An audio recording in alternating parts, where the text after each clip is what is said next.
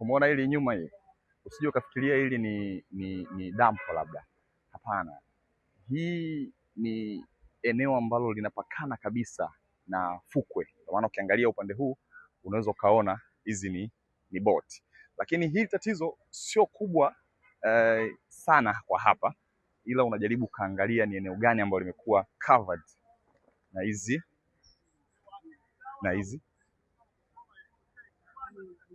taka.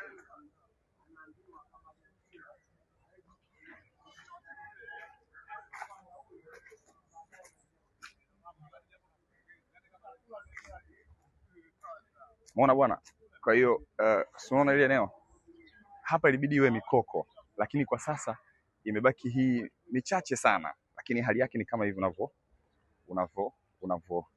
unavyoiona. Unaona ili eneo lote, na hapa kuna hiki kimto kidogo ambacho kinaingiza maji baharini.